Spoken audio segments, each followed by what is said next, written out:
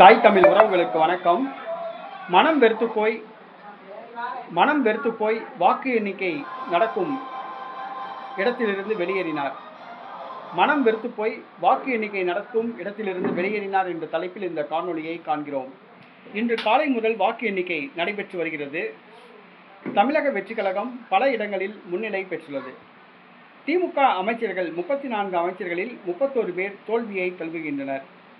அதில் குறிப்பாக சபாநாயகர் அப்பாவு பின்தங்கியுள்ளார்.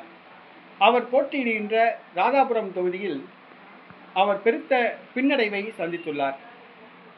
சபாநாயகர் அப்பாவு அவர்கள் ஆரம்பத்தில் தமிழ் மாநில காங்கிரஸ் கட்சியில் அரசியல் வாழ்க்கையை தொடங்கினார். பின்பு சுயேட்சையாக போட்டியிட்டு ஒரு முறை வெற்றி பெற்றார். பின்பு திமுகவில் இணைந்து தனது அரசியல் வாழ்க்கையை தொடங்கினார். தற்பொழுது சபாநாயகராக உள்ளார்.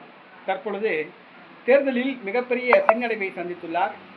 தொடர்ந்து பின்தங்கியுள்ளார். இந்த சூழ்நிலையில் அவரது தோல்வி உறுதி செய்யப்பட்ட காரணத்தினால் மனம் வெறுத்து போய் வாக்கு எண்ணிக்கை நடந்து கொண்டிருக்கும் போதே வாக்கு எண்ணிக்கை நடக்கும் இடத்திலிருந்து கோபத்துடன் ஆவேசத்துடன் வெளியேறிவிட்டார்.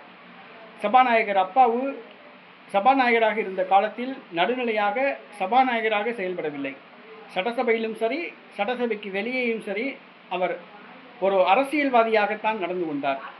சபாநாயகர் என்பவர் அரசியலுக்கு அப்பாற்பட்டவர். ஆனால் சபாநாயகர் சபையிலும் சரி, சட்டசபையிலும் சரி, சட்டசபைக்கு வெளியேயும் சரி, அவர் ஒரு சாதாரண ஒரு அரசியல்வாதி மாதிரி நடந்து கொண்டார்.